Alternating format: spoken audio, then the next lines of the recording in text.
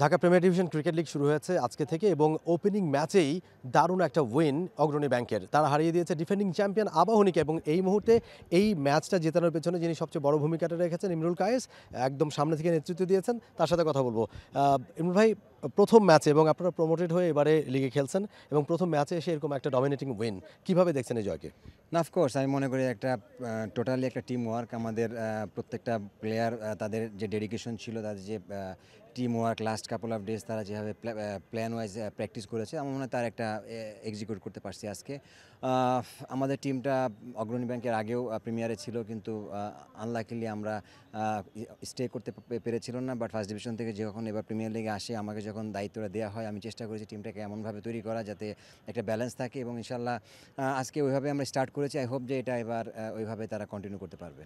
এবারে টিমের স্ট্রেংথটা কোন দিকে? মানে বোলিং আজকে ভালো হলো, ব্যাটিংয়ে এইভাবে সবাইকে দেখার সুযোগ হয়নি। তারপরেও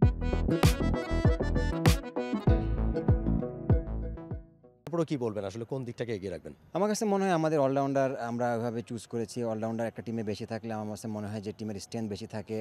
আর যারাই দেখবেন যে প্রত্যেকটা প্লেয়ারই কিন্তু পারফর্ম করতে তারা খুব মানে হাঙ্গার থাকে এবং আমার কাছে মনে হয় যে প্লেয়ারগুলো আছে, নাইম হাসান বলেন, সাদমান, এরা কিন্তু সবসময় ন্যাশনাল টিমে কন্টিনিউ করার তাদের একটা মনোভাব আছে।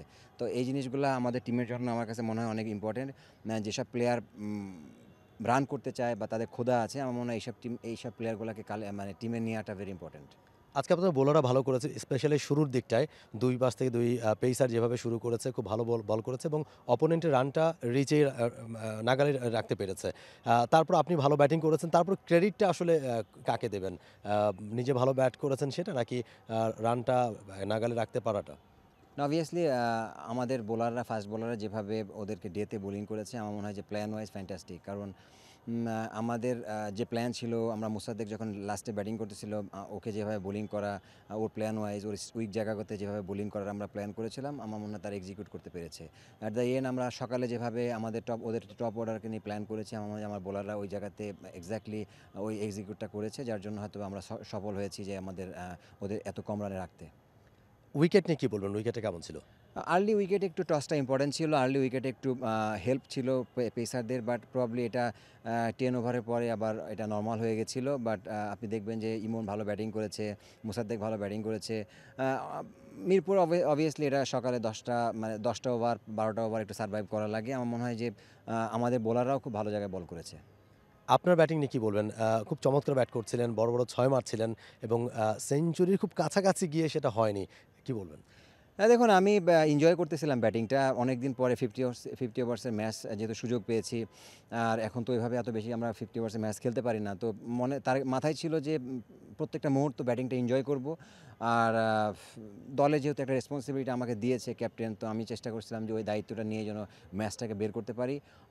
আমার মনে হয় যে টোটালি আমার প্ল্যান ওয়াইজ এবং আলহামদুলিল্লাহ ভালো খেলেছি। দলনেতা হিসেবে যেভাবে লিড করলেন এবং দলকেও জেতালেন, ম্যান অফ দ্য ম্যাচ হয়েছেন, ম্যাচ সেরা হয়েছেন, কাউকে ডেডিকেট করবেন সেটা?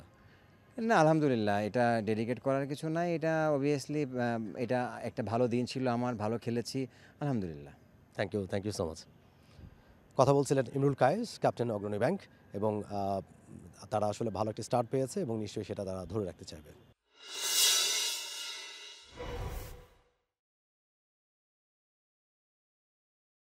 For more updates, subscribe to our YouTube channel and click on the bell icon. Follow us on Facebook and Instagram. Download T-Sports app to enjoy exciting games and highlights. Visit tsports.com.